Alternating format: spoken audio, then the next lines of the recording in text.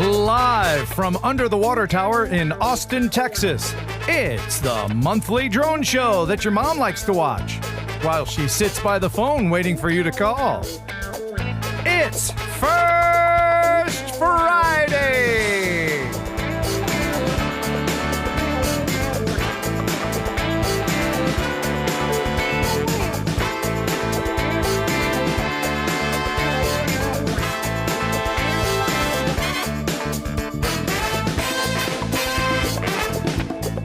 Interesting guests, cool drone technology, Dr. Pepper, giveaways, and the fifth best looking host on a YouTube drone channel not named Ken. Give it up for Kelly Shores.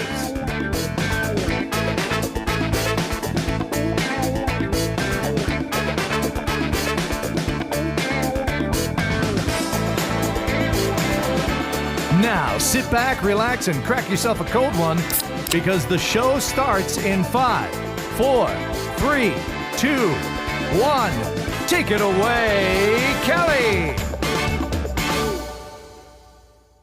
Hey, everybody. Welcome to First Friday. I can't believe it's already June. Man, where is this year gone? I hope you like our new intro. I got to give props to Chris Waters for that amazing intro flight. It took us about 4 takes. It was a very windy day, and it seemed like every time we were trying to do the thing where we crossed the road, there would be a car there, but Chris just went with it. Man, he's a pilot, that guy. But hey, so glad everybody is here tonight. Thank you guys for joining. I see my brother Brad from Virginia. I see Mike Miller. I see Michael Toto from FlyZone. By the way, FlyZone drone has a live stream tonight at 9 p.m. Central. So probably about 20, 30 minutes after this one ends, you can hop on FlyZones. I see John Coopy. I see Michael. Oh, I said Michael Wright. I see Chris Hope. I see Scott Richardson, my boy right there. Got to fly with him last weekend. Had a great time. I see Michael Belshi. Thank you for joining. Man, it always just makes me so happy when I see so many people I know. Oh, the Grumpy Vlogger, Lloyd, you're there. Awesome. And E-Drone. Wow, man. Thank you. Appreciate that.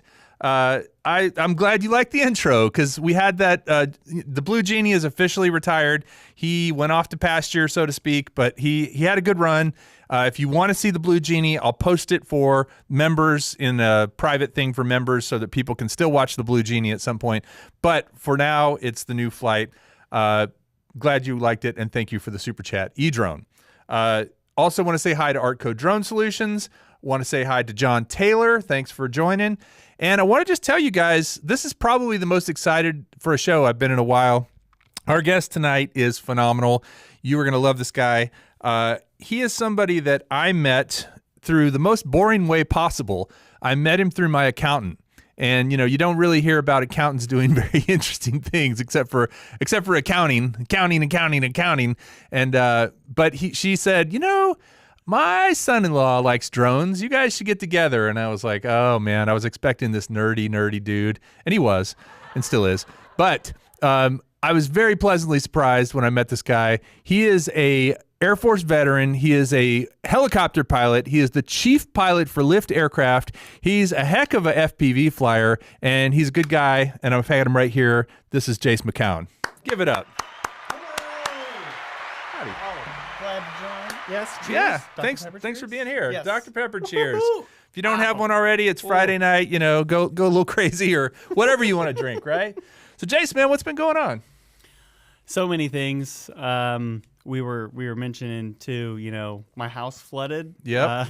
Rather recently, not drone related at all. Right. You didn't crash a drone into a water line or anything. No, Okay. washing machine related. So Yeah. I've been out of my house for like 2 months, but we're back in now with a new kitchen and new floors and stuff. So excited to have my house back, but that's kind of derailed, you know, a lot of little things. But yeah. No, it's hard to plan stuff when everything revolves around getting your floors and, you know, your essentials put back in place. So I suppose you've been flying. I mean, I shouldn't ask you if you've been flying lately because that's kind of what you do all the time. But have you been flying any drones? Anything fun? Well, you know, got the Mark IV, the GEP-RC Mark IV is Yep. kind of my primary bird. So yeah, I take that guy out and do some FPV. It kind of goes in stints, right? Yeah. Like Didn't you say you like totally destroyed it at one point and had to rebuild? Oh, you put it in the water. I put it in the water twice. So I've had to do a little bit of rebuilding for sure. But man, it keeps ticking. It's got some new motors, 2 new ESCs. So, but it's still going. So, Well, I have something here for you. By the way, everyone, Jace was subscriber of the month last month. He was supposed to come on the show last month, dealing with flooded houses and broken drones. Yeah. But I have something here for you. This is something that now that I know, I think this could actually come in handy. Oh, for you. yeah? It's a new frame. What? And a bunch of spare parts for the GEP-RC Look Mark at that IV. for the Mark IV. Yeah. And on top of that, Oh man, new standoffs. by the way, I'm gonna tell you, Jace gave me his sticker right here. I got the lift sticker representing. Yes. We got some, Tex Rex, right? Yes. You've seen this guy. Yeah. And then the T-shirt. Oh, the shirt. Hold that up so they can see it. This is the most awesome T-shirt ever. It's actually. I was gonna admire the printing here. That's good. That's a good print. Yeah, thank you. I like that. And then finally, just to remind you, because you said you do that, you break this rule. Can we get a close up here, Chris? He breaks this rule all the time. So you got friends. I do. You got friends to come fly with. Yes. Yeah. Indeed. So all of that said, Well, thank actually, you. Yeah, you're welcome. Let me grab Oh, something. that's awesome. You talk, but I'm gonna grab. I'm excited because the standoffs. I could definitely use some of those. That is a true new bolts. That and is stuff. a true nerd that gets excited about the standoffs and the bolts. Standoffs. So this is the That's Mark awesome. V. This is my first 5-inch with the 03 system, and we were talking about this earlier. So the Mark IV's got a Vista, or does it have a full-size air unit? It's a Vista. Yeah. Okay. And it's decent transmission range and stuff like that. But we were talking about kind of the newer things. I mean, a few years ago, FR Sky was kind of a protocol that a lot of people were using. I don't think not many new drones come out with that anymore, right? Dude, any? I think it's an option on some, but yeah. But now, so we got this guy here, the Radio Master, and we're going to do a live unboxing of this thing here. And I'll probably have to get Jace to help me set this up because I'm going to put this on the Cinelifter, and I'm also going to put it on a couple of Crossfire drones. So this is ELRS, right? And it also has a Crossfire module. But you said you wanted to check this thing out. Yeah, I was interested because I have the Jumper T-Light was my daily Which driver. is more that kind of size, right? Yeah, very, very similar. Lots Form of factor, lots video of game. cues off of that. And I like that a lot. You got fingernails? Grew up playing. No. Oh yeah, that's, You know me. I always come equipped. There you so go. We can probably tear into that now. I don't know. Didn't I?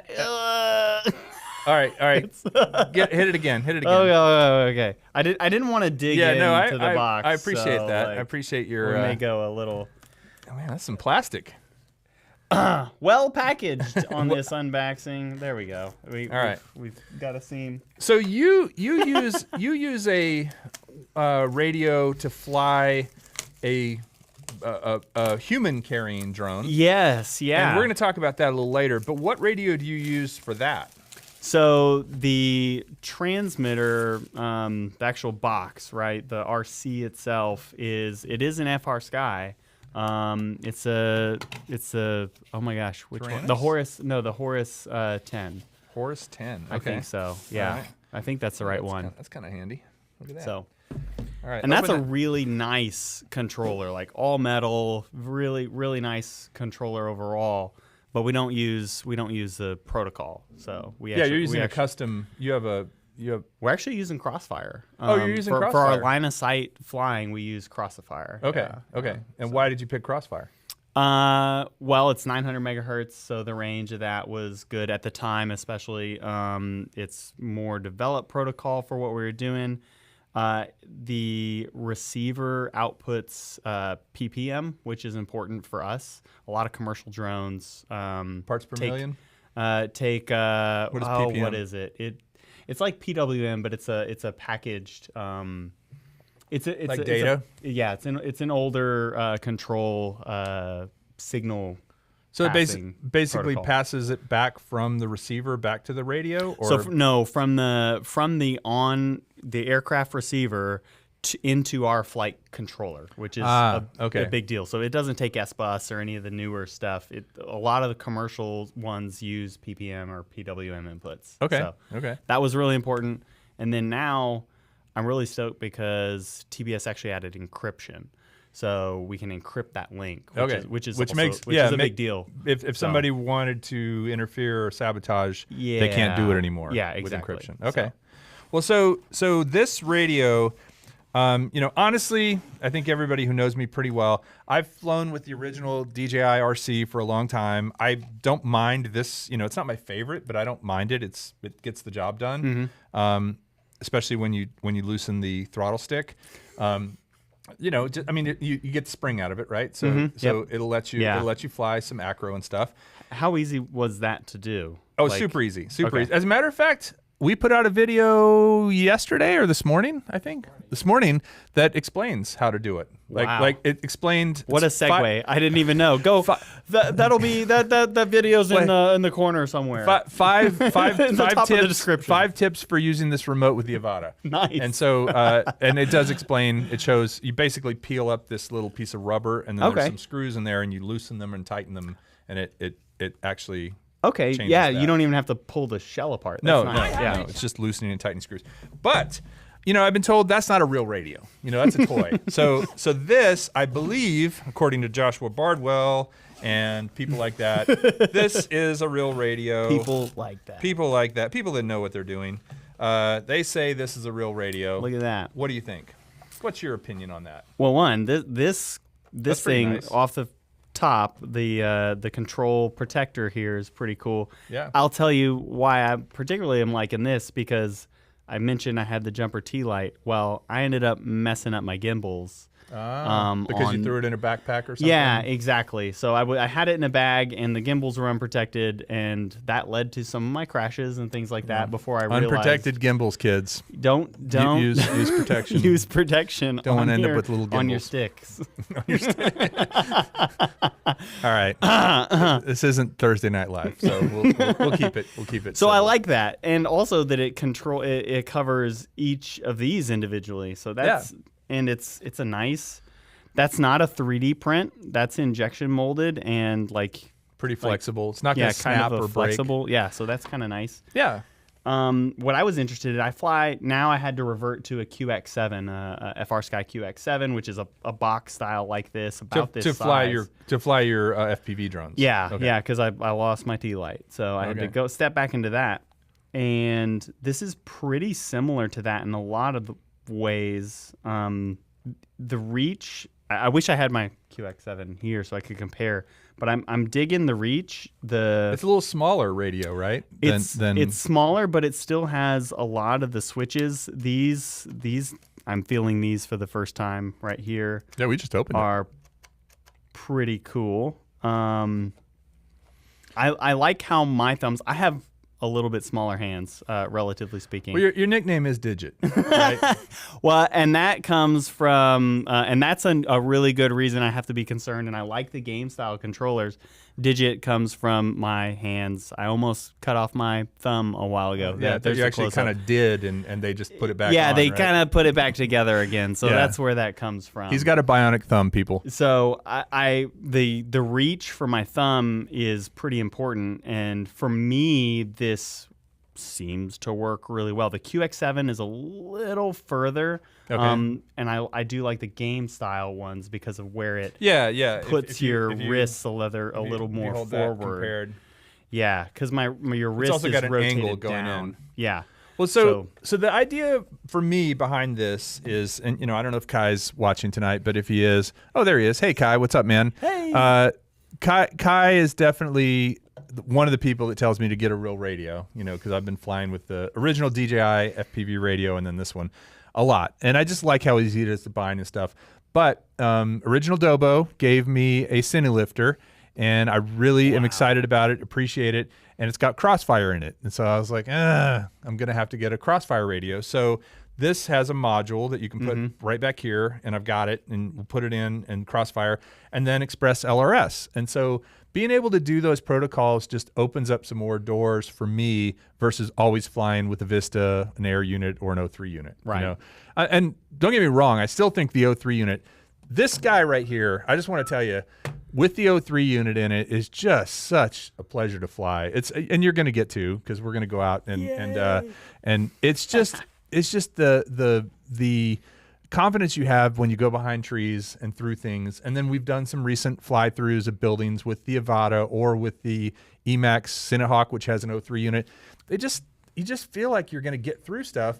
But now I could use an O3 unit and use a real radio as well.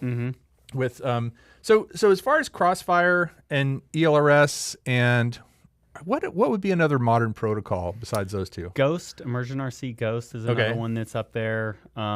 What's your favorite? Like what do you think is the best? Or do you know? It depends a lot on your application, obviously. Like what we were saying, for work, there's a lot of reasons why we chose TBS, the Crossfire.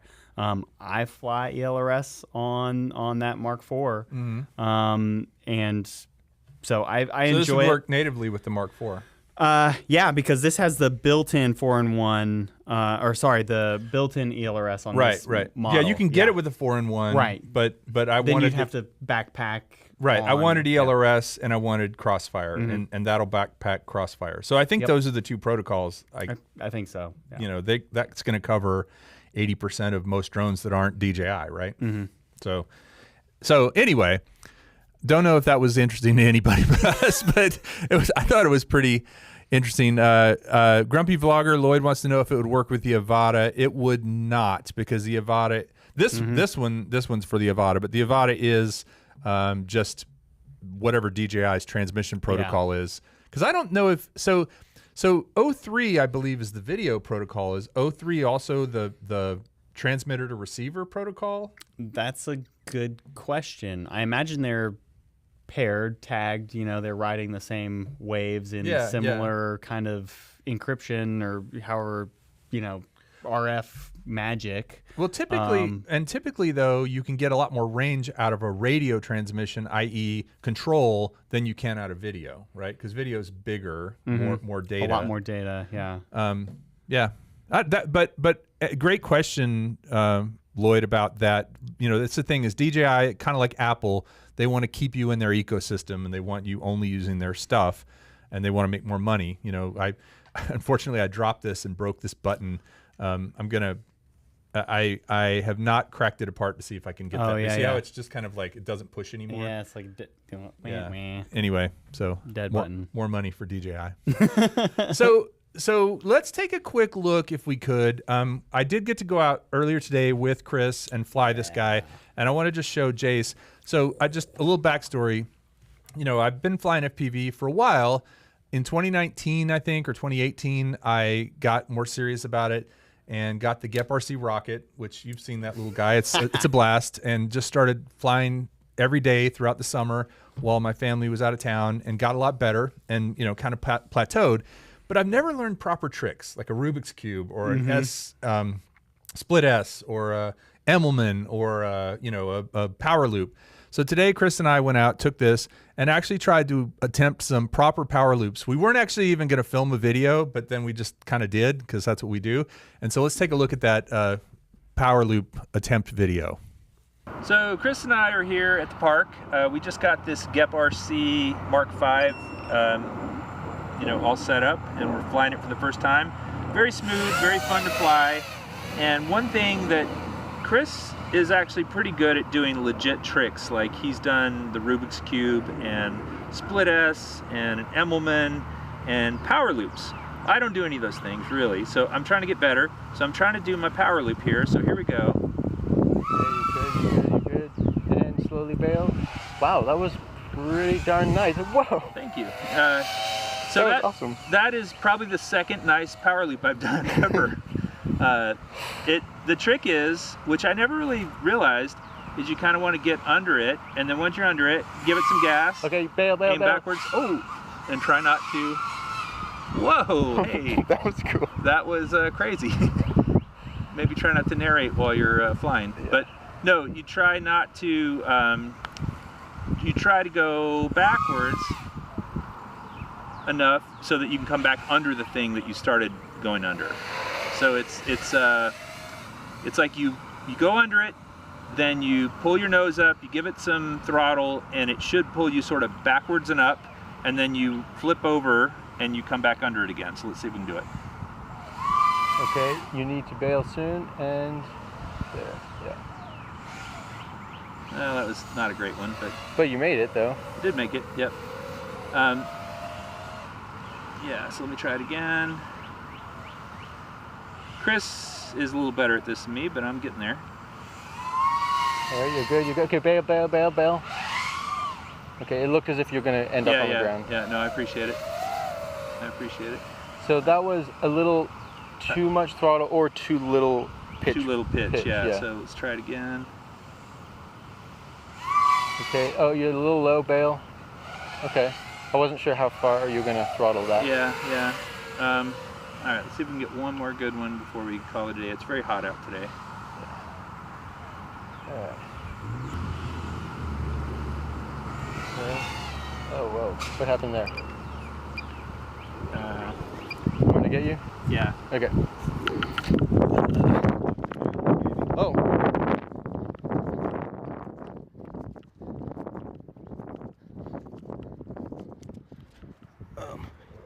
Yeah. Wow. It no, it unplugged.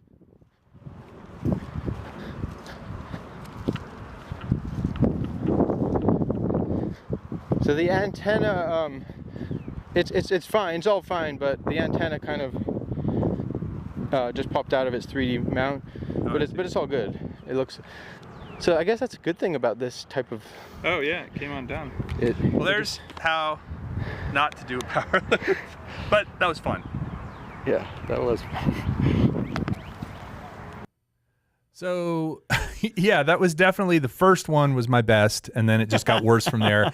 Chris Hope asked if it was a 4S. It's a 6S, quad, and it's kind of cool because it has the connector for the battery right here built into the frame, and so I like the fact that the battery actually unplugs easily if you're in a crash. I say, there's an upside and a downside to that. The upside was it didn't flop around on the ground. It just was. It was a dead fish. It's grassy. It's been very wet in Texas. We have a lot of grass right now. It's not like the hard packed dirt we get in August. Yeah. But Jace just asked me, the reason that I cut back to myself flying was because when it crashed, it unplugged, and when I pulled the card out and copied the files, the last file wouldn't play. It had a number just like everything else, and it was like 2.5 gigs, 3 gigs, but it wouldn't play.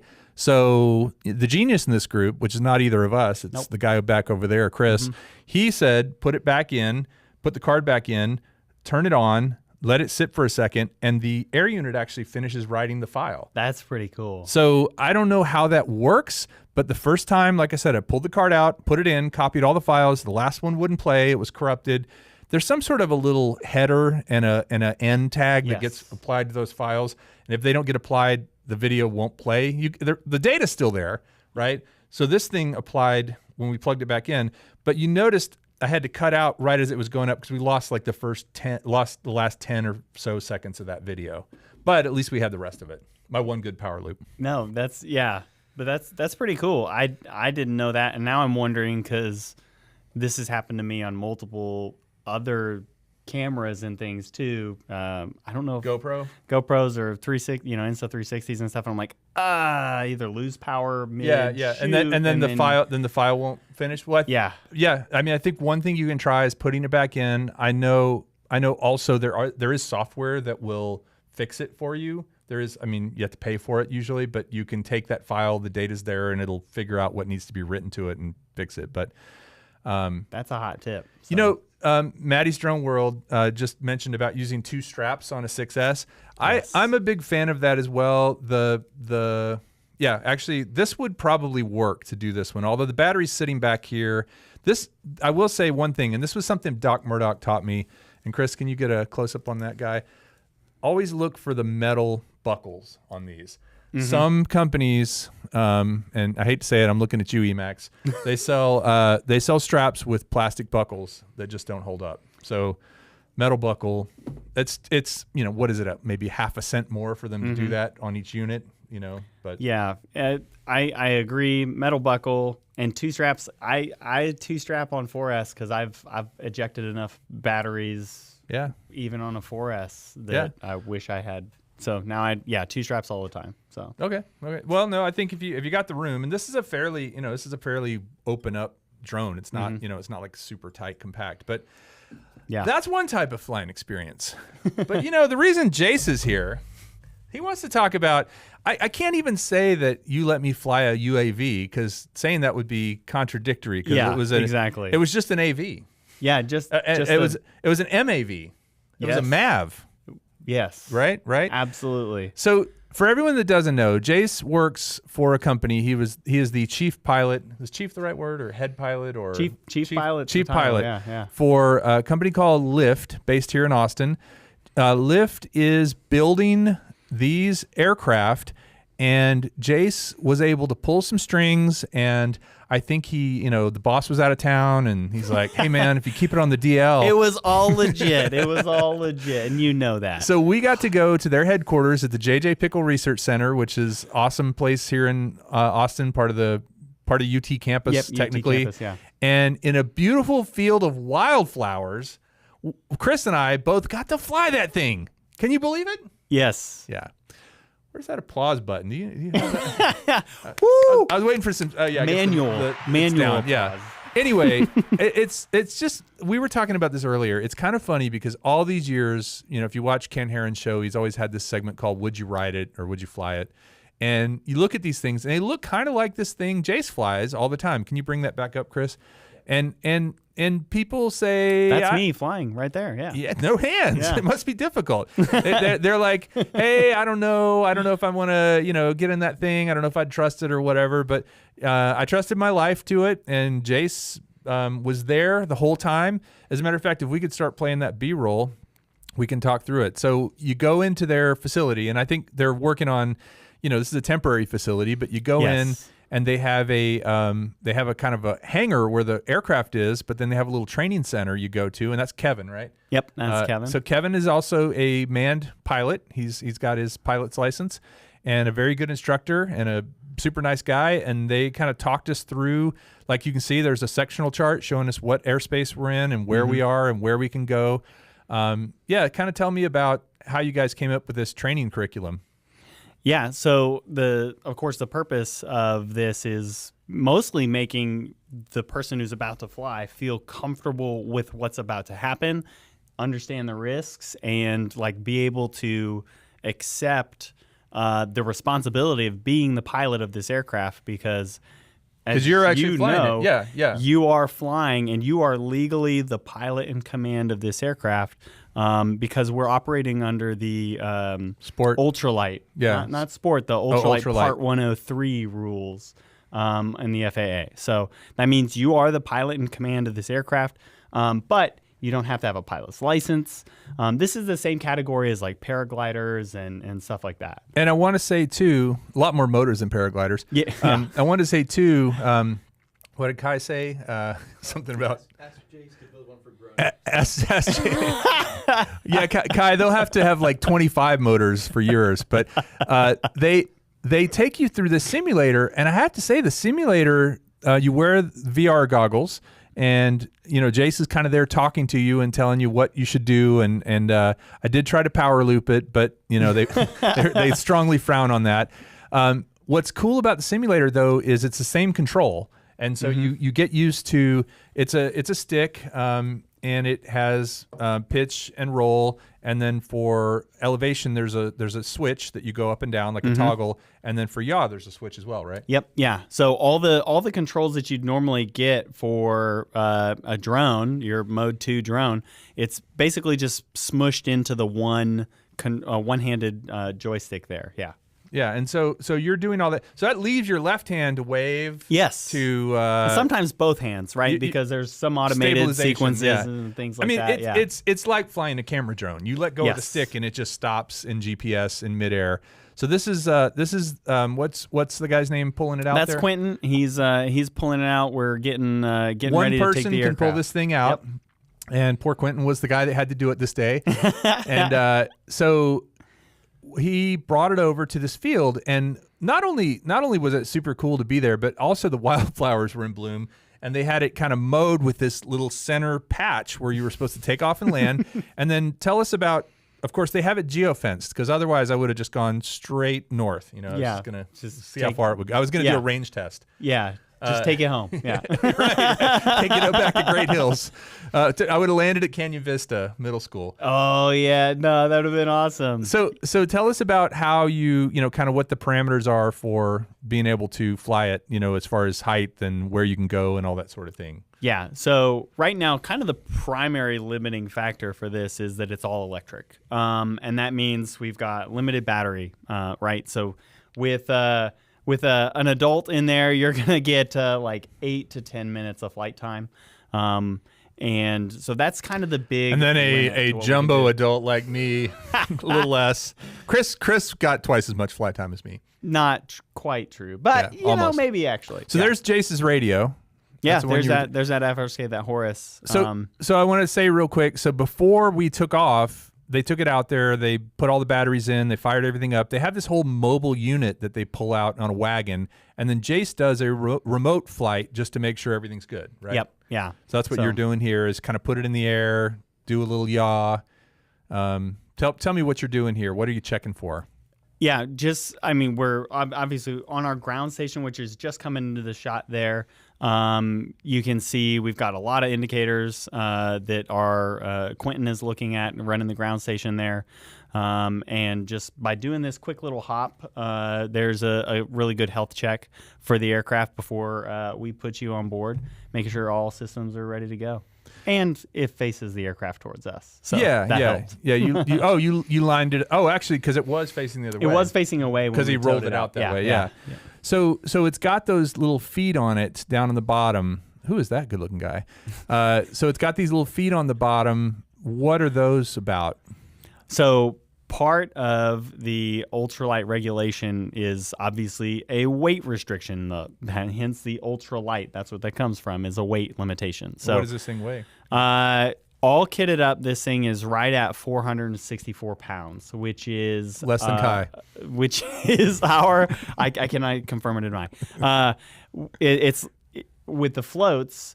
That gives us some extra weight allowance based on the way the regs are written. So those legs are actually big and bulbous because they're floats. We can actually land and take off from the water. Yeah. So if you put it down in water, it would stay upright. Yep. And you'd be able to get out, hopefully. Yeah. So or take off again. So it will do that. You put this radio on me, and you kind of gave me the what for here, and then you made sure. And again, I will say we kind of breezed through it, but the training in the facility was actually very good. Like going in that sim and being able to ask Kevin questions and ask you questions was fantastic. Get into the thing here, and then I'm going, okay, I guess I got to do this now. I had told my wife about it like a week or two before, and I think she forgot that I was doing it. I came home that night, and I just showed her some pictures, and I'm like, look what I did today. Look what I did. Yeah. Oh, man, what a day. Yeah. So you have a GPS view of the whole thing. You have radio contact. Obviously, you have how many motors floating above you? 18 motors. And from what I understand, there is some allowance for redundancy. Like if you lost a motor, it would keep flying. So there's plenty of extra thrust to keep this thing in the air, so that allows us to have some tolerance for losing motors if that were to happen. And then because of the way the flight control works and how they're distributed, losing 1/17 of your thrust at any given time is not even a big issue for controllability. We actually have a video on the website or on YouTube under our channel for Lift Aircraft where you can see us do a manned motor out test where you just took a broom and stuck it up there and said, "Oh, it's a little more That's what that free hand is for." Yeah, exactly. A little more sophisticated. But yeah, we turned off a motor in flight with our chief engineer on board, and you can just barely see it dip. God rest his soul. And no, he's fine. around Yeah, today. all right, Yes, all right. yeah. Yeah. So no, it's you can watch that video and see just how controllable the aircraft is, even with a motor out. Yeah, Wow. no big deal. Wow, and those are 6S batteries? 16S. Oh, yes. 16S. I forgot the one in 16S. front of it. Yeah. So, but they are lithium polymer batteries. Yeah. So, so much of this aircraft is actually shares a lot of similarity with what we're doing. Yeah. Yeah. Wow. In the FPV world. Now that thing is kind of cursing right now because it's about to carry me up in the air, and it's like, damn it, Jace, why did you put this guy in here? And we first did just a kind of a lift-off test where we just took it up a little ways and then took it back down, and then you let me fly around in the field. And again, look at the wildflowers. What also was kind of cool, I was reviewing these videos, is you see people biking and kind of going along the street there. This is a private center. It's a part of the University of Texas, and there's guard gates and stuff to get in.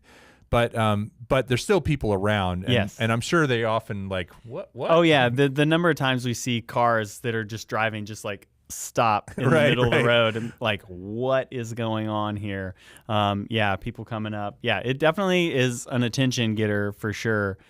People love even seeing it, but how was it? Yeah, here's your first flight is in this moment here, and now you're landing out of that. What was that like? It was, what was amazing about it wasn't the flying aspect, because I've been in an ultralight, I've been in a sailplane, I parachuted before, done a parachute jump. It was the fact that I was flying it, right? That there wasn't somebody sitting next to me with a control or letting me hold the stick for a second. It was literally like, okay, man, you're going to take this thing up and you're going to be able to move it around. Now, we only showed a brief part of mine because Chris's filming was so bad. No, I'm kidding. But we're going to get to the good filming here in a minute where Chris actually there was weather coming in, and so they actually wanted, I wanted to make sure Chris had a chance to fly. So he did get a chance to fly a little bit longer. Right here, he's begging me to let him out. He's like, one thing they didn't tell you is for Chris, we actually locked the seatbelt. Yeah, we had to glue it shut. Yeah, so he was committed. Around. Yeah, he was committed. But yeah, you're gonna see the amazing camera work here from yours truly, and the amazing flying from Chris. So we stick to our strengths here. And look at that guy. He looks happy. Don't you think?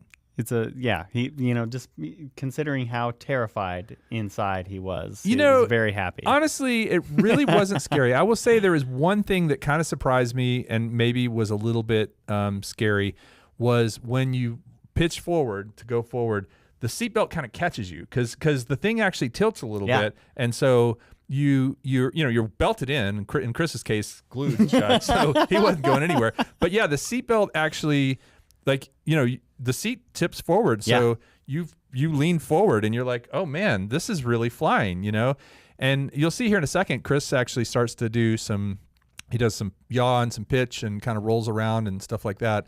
I think there was a max height of 24 feet. Is that right? 30 feet? Yeah. Something like that. And so, they're keeping it in this space. Now, of course, everybody, the idea is eventually that they're going to allow anybody who wants to do this, for money. It's a business model, right? It is. And so it's pretty thrilling. They're talking about doing this in different cities and, different scenic locations, etc. We had the opportunity to do this, first of all, because Jace is a great guy and a good friend. And I think they're starting to roll this out to some people to sort of beta test, right? Yeah, so we're getting feedback from folks from different backgrounds. So for you, it was good to have you and Chris, because you have some familiarity with how this type of system operates, right? And you were able to give us feedback from that point of view. We've got other folks that are coming in and giving us feedback with other kind of backgrounds.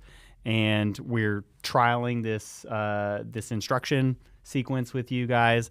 Everything about this was a test, right? For us. Right. We were getting information so that when we launch our more permanent locations, we're building the right things the right way, so that people come in and feel safe, but still have fun. That's the big thing that we're doing in this, because while you are operating this aircraft, I think I'd used this before. I could put a toddler in the aircraft and they would be safe as long as they stayed in the belt, right? That's the big thing. That's where you glue. That's where you have the That's glue. why you glue it shut, yeah.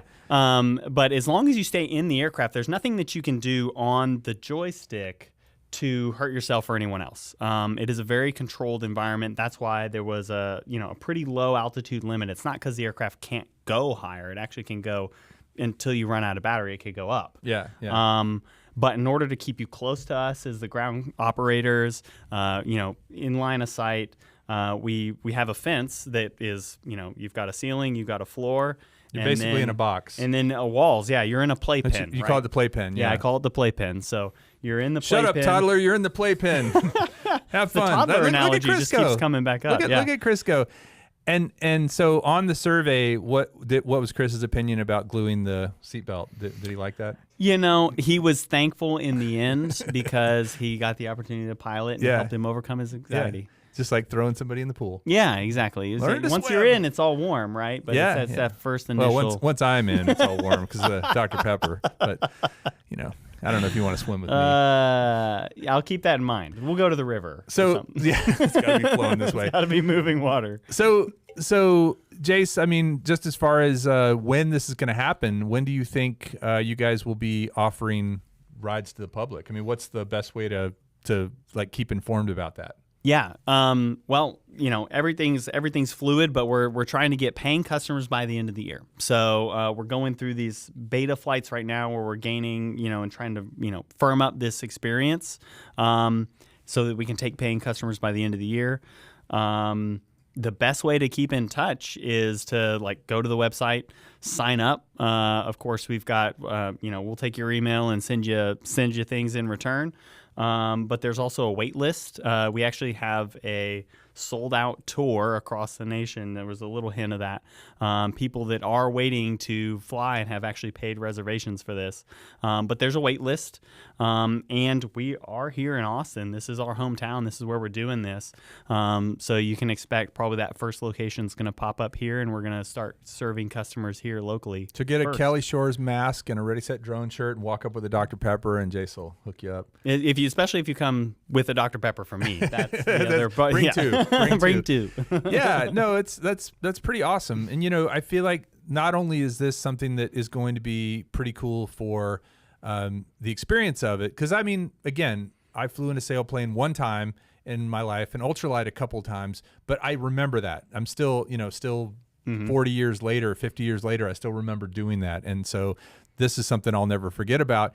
But I think you guys are also, what's interesting is you're also pushing the whole notion of flying cars, right? Is flying personal vehicles. And so all this research that you're doing, all the safety things, all the things that you're learning, all the things that you're developing are just going to help make this more of a reality, right? Yeah. And this is beyond just Lyft, beyond, for other companies, for other people, et cetera. Yeah, for sure. We're hoping to be the first company that launches any kind of service like this where you can come and fly one of these vehicles.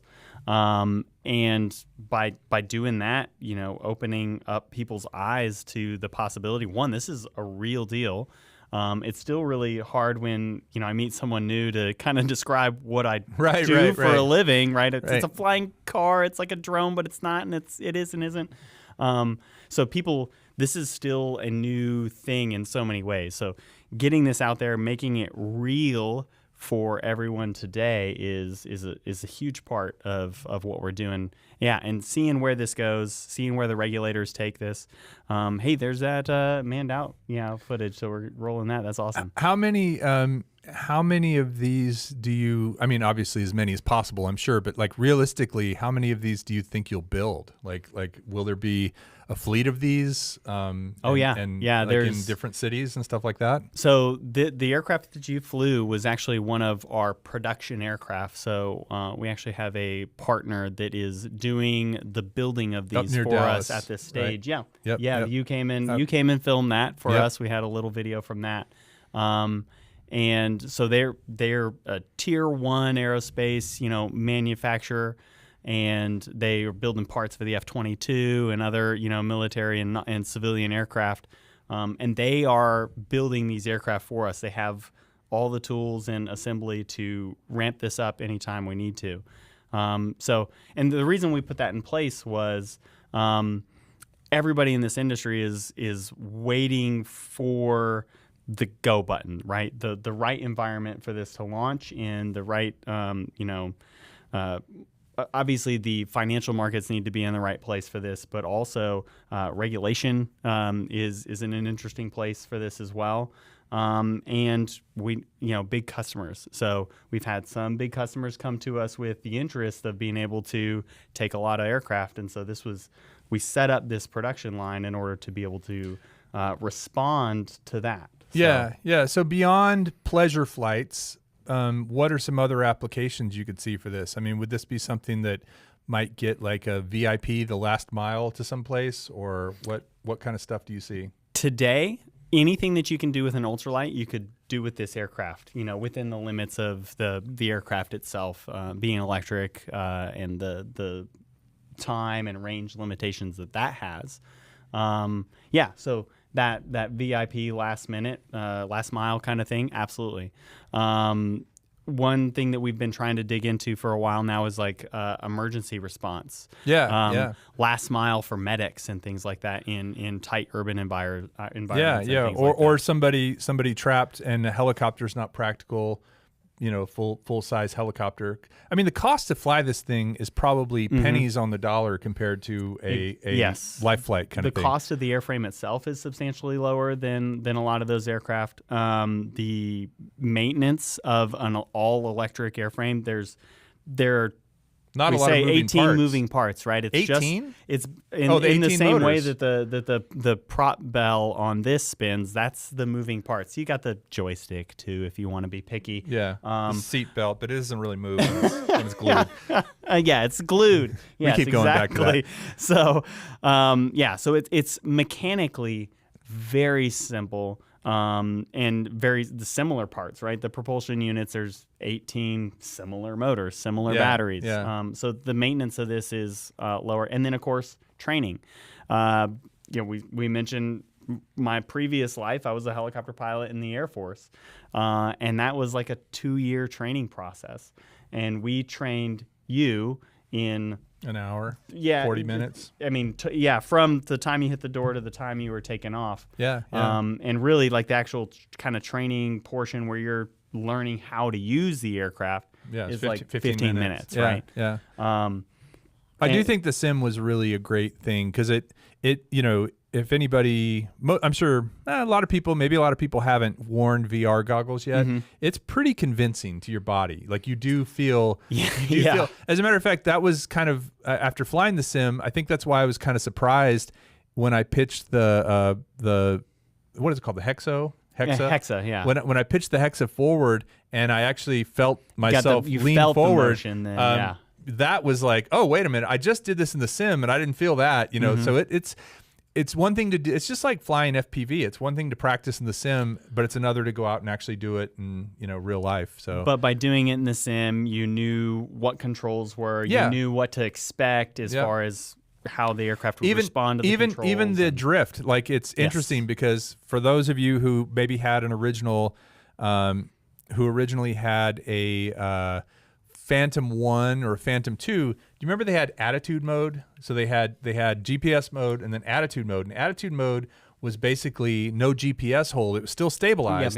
But back before they started putting gimbals on them, I had a GoPro attached to my Phantom 1.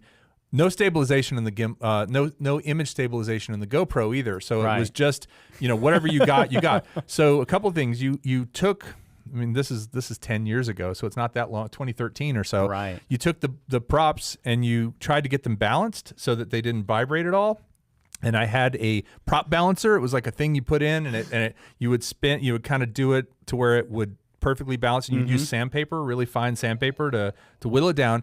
So I had that because I'm trying to get really smooth shots with the Phantom 1. Yeah. And then the trick, though, the real trick was you put it on. You mounted it to the bottom of the Phantom. No gimbal. No video transmission. You're just kind of like, okay, I think it's over there. I think I'm pointing it this way. And then you would fly, and typically sideways in attitude mode, and you let go of the stick, and then it would just drift. And when it drifted, it wasn't tilted. It would level itself, but it would keep drifting with momentum. And if there was no wind, you'd get a pretty smooth shot. So my first year, 2013, I was in Missouri filming a summer camp, trying to get drone shots without the things we have today. But the reason I mention all that is because the Hexa, it does that. Like when you let go of the stick, it kind of still, like it takes it a second. It carries a little. Yeah, it's got a lot of momentum and weight. I mean, especially with me in it. So. And that's actually by design. We could make it stop like a Mavic on the spot as soon as you release the sticks. But if you're in the seat, that doesn't feel very comfortable. It's jarring. Yeah. It could startle you. You're used to driving a car and you let off the pedal and it coasts a little. So we're trying to replicate that deceleration. But that's where doing the sim was really helpful, because I remember you were telling me what to do in the sim. Fly there, and I was like, oh, it doesn't just stop. It kind of so then when I actually got into the Hexa, I was able to control it better, knowing that. So no, it's a heck of a thing, man. It's I think there's a lot of people who in this audience who would love to do this. Now, for those of you who've never met Jace before, he spoke at Spin Up 2019, I think, at the Boy Scout Center.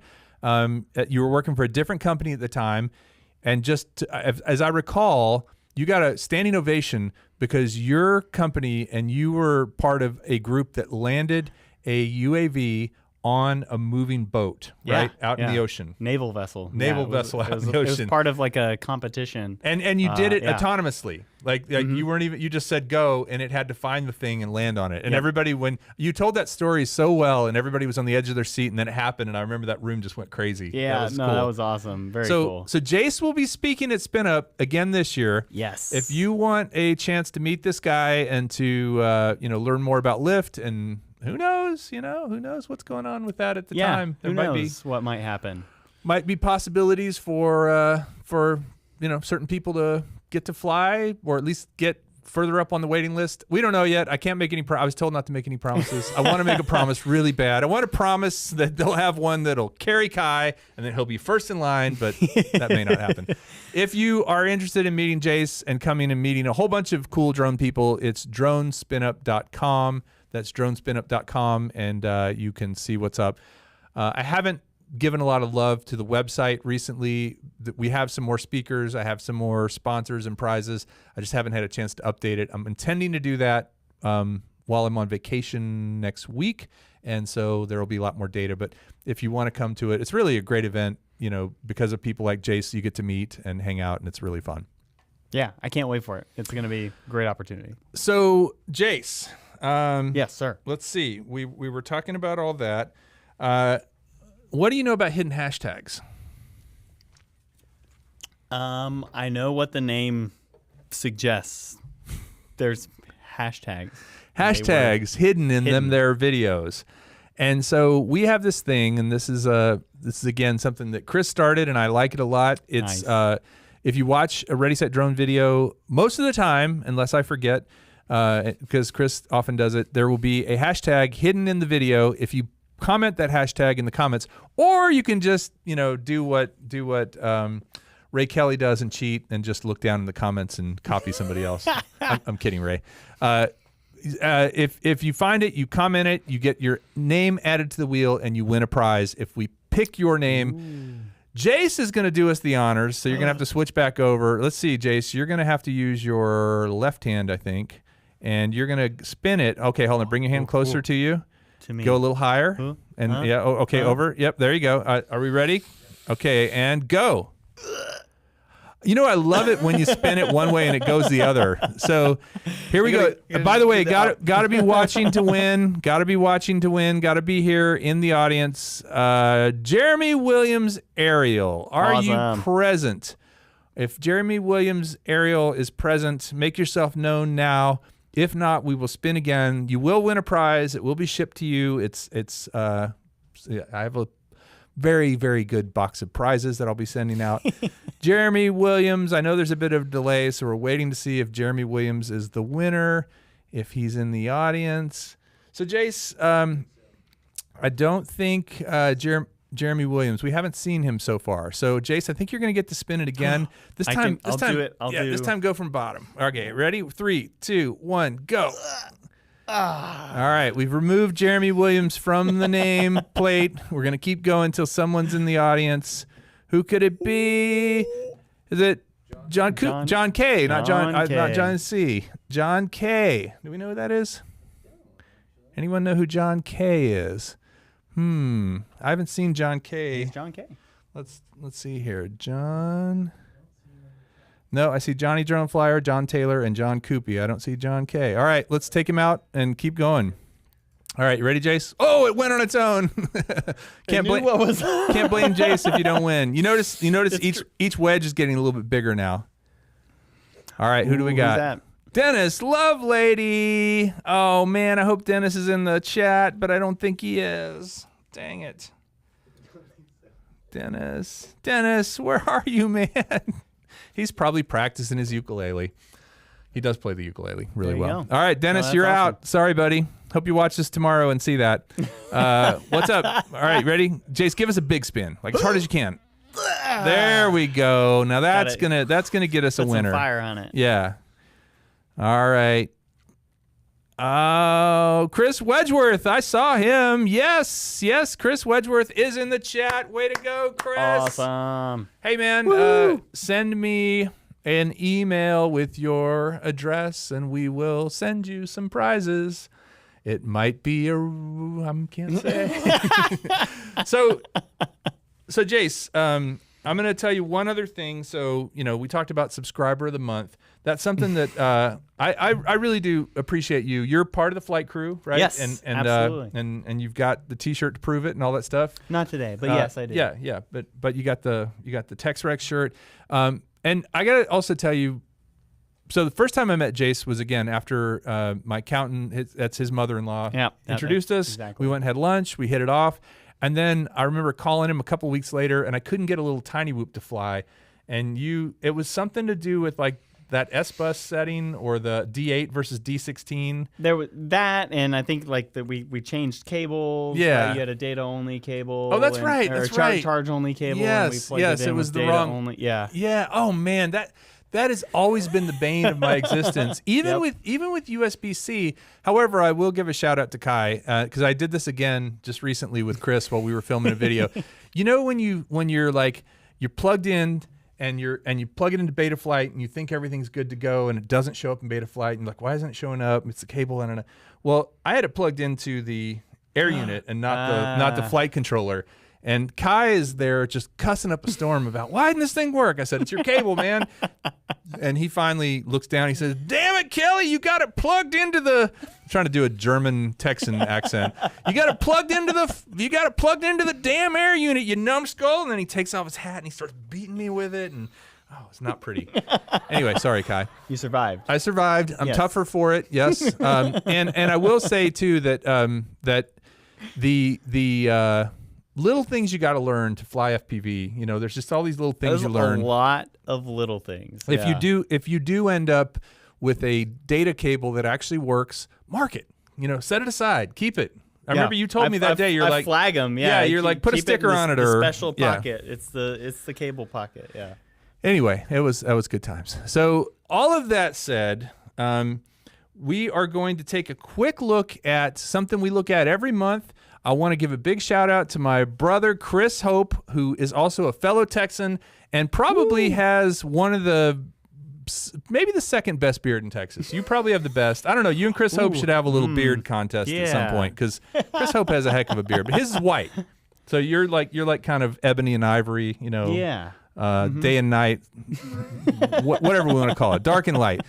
Chris Hope, though, is certainly a Chris Wedgeworth, Kelly at Ready Set Drone. You can do that, or contest at Ready Set Drone, either one. Chris Hope is a great guy who I really, really appreciate. He actually is donating some things that we're going to give away at Spin Up that are super awesome. He makes knives.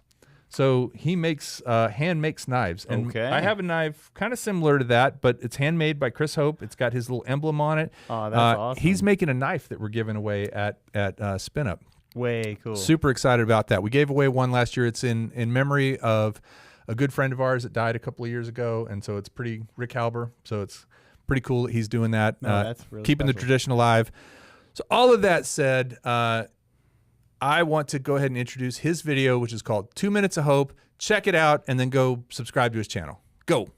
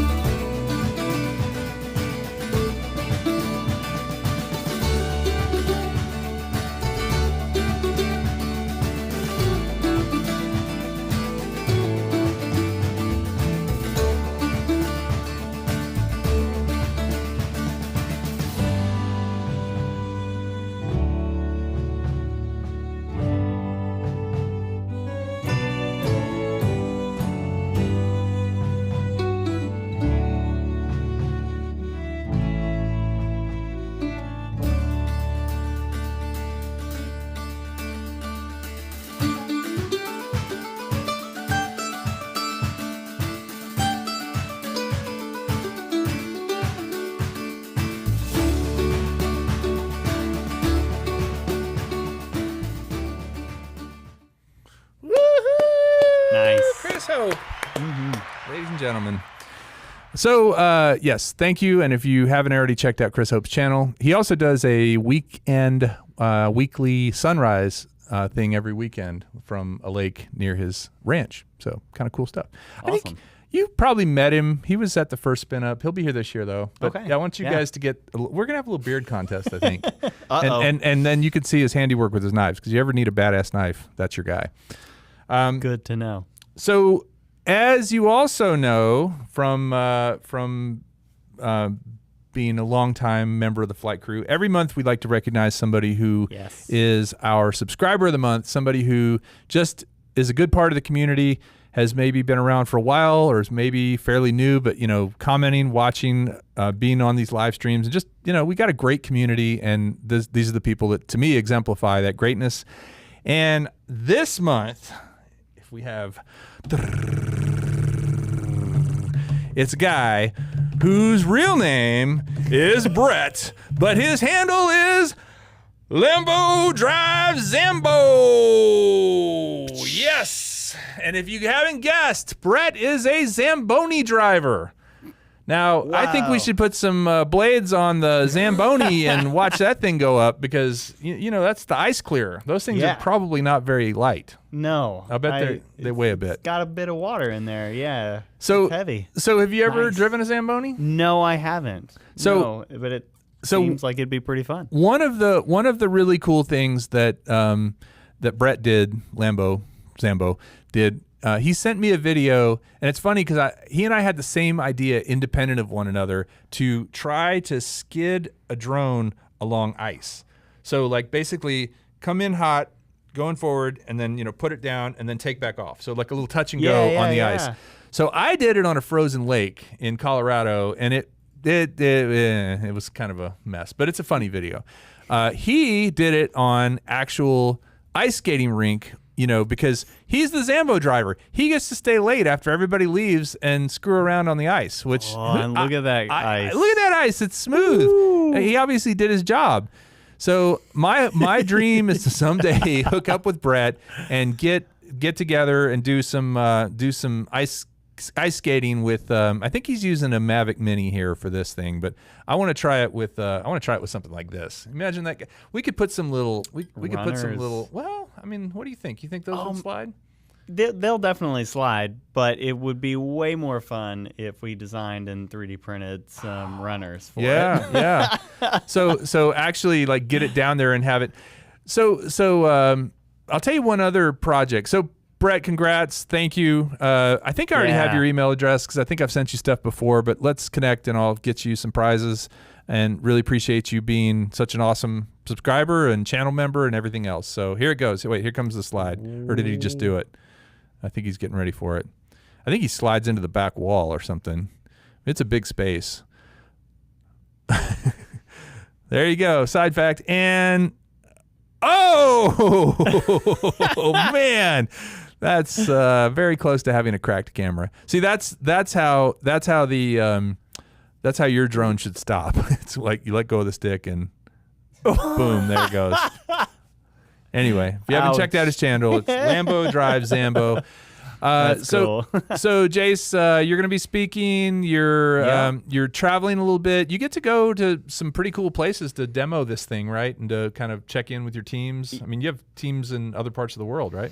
Yeah. So we have some engineers in Hungary, but most recently I was out in Japan. We did a demo out there. What did they think of your beard there? You know, they don't really do beards anymore. So no, it was I stuck out. Yeah, like in every way, right? You were tall there. What are you saying about? Don't make any comments. What are you saying? Yeah. So no, it was awesome. Everything about it was amazing. The video's rolling. It was an amazing experience to be over there. Incredible response from the people there. This was all a setup. These were like government officials. And, yeah. Aren't they talking about doing some sort of expo or demo with it? Yes. Yeah. So the World Expo is going to be in Osaka, Japan in 2025. Right. And they have made a commitment to having flying cars there. So a bunch of companies came in a few months ago, and we're showing off their wares. Yeah. Kind of saying, here's what we could do for the expo. And we're hoping for some good news out of that, but that's Osaka Castle in the background. Man, look at right that. there. How cool. Man, how much did you want to turn around and go orbit that thing, right? Oh yeah, I was just like, let's get the wheels off. Were you flying, or was this somebody else flying? Well, we had a few people fly. Okay. We actually had one of our partners there, was piloting some of the demos as well. And of course that was, not only can the chief pilot fly it, but also, other people can fly this too. So that was a part of showing it off. So Ray Kelly says lift aircraft is going to take off. Thanks, Ray. That's a total dad joke there, by the way. Oh yes, and we all love the time, We all love the time. Yeah. Yes. So big reception there. How had you been to Japan before? I had never been to Japan, so that was pretty amazing. Would it be a cool place to just go, just to check out? Oh yeah, really? Absolutely. Okay, absolutely. You'd better bring some money. Different food. Oh, if you're picky about food, be prepared. Yeah, you're gonna lose some weight. No, but it was. Well, you lose some weight just going over there and eating what the Japanese eat. That's one of my superpowers. I'm the least picky. I don't know if Jody's watching. I'm there with you. I will eat anything. I will try anything. Jody's not watching. Good golly. My wife said she was going to watch tonight. She'll watch the replay, she says. She said, that Jace, he's so hunky. Well, Jace, I really appreciate you coming on tonight. It's 8:12. We've run over our hour. If you guys haven't already bookmarked Fly Zone Drone, they're on at 9, so 45 minutes. Go get yourself some dinner, another Dr. Pepper, and watch Fly Zone Drone. I'll probably tune in myself once I get home. But dude, thank you. Thank you for the flight. Thank you for the opportunity. Yeah, absolutely. This is hopefully you're just the beginning of I'm sure folks coming in and doing this. No, it is a once in a lifetime kind of experience, and I think the interesting thing will be what level 2 looks like after you've done it once. What can you do to make it more interesting place to fly, or a more maybe some sort of gamification or something. But I think it's just all about imagination. What can you come up with? What are the ideas? We've got lots of ideas. You got to start somewhere, and that's where we're at today. But hopefully it's not once in a lifetime. That's the other part. No, you're right. You're right. But right even now, up until this point, it hasn't even been a possibility, and now we're on the brink of it. Even if it is something you do once, it's an amazing experience. Yeah. And then if it's something that you really enjoy and want to get better at, and just kind of take the next step. Again, I know you guys are talking about a lot of cool things: gamification, being able to do things in different locations. I mean, the sky's the limit. There you go. It was was all of that just building up to you being able to say that? Oh yeah, yeah. So anyway, guys, thanks for being here. Appreciate Steve Carpenter. Good to see you tonight. Eat more possum. Thanks for being here, Brent. All you guys, Grumpy Vlogger. I love it when I see all my buddies out there, and you know how we like to end it. Where's your sticker that I gave you? I'm going to try to remind you of the one most important. No, it's that one right there. Yes. The most important phrase ever. What is it, Jace? Don't fly alone. See ya.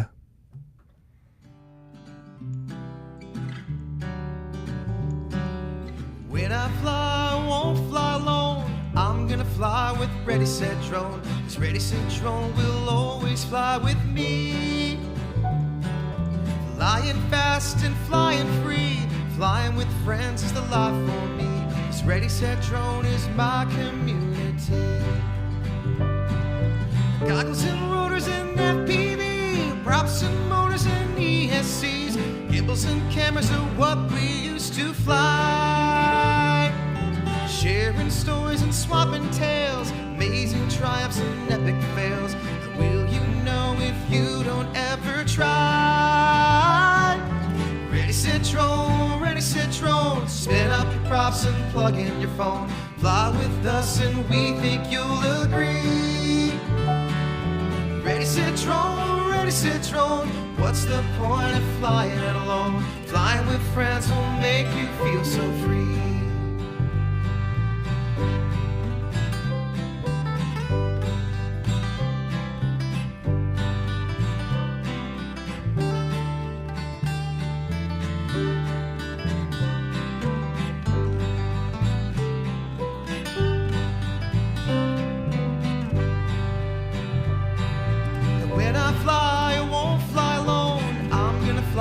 Ready, set, drone. 'Cause Ready, set, drone will always fly with me. Flying fast and flying free. Flying with friends is the life for me. 'Cause Ready, set, drone is my community. Ready, set, drone, ready, set, drone. Spin up your props and plug in your phone. Fly with us and we think you'll agree. Ready, set, drone, ready, set, drone. What's the point of flying alone? Flying with friends will make you feel so free. Flying with friends will make you feel so free. Flying with friends will make you feel so free.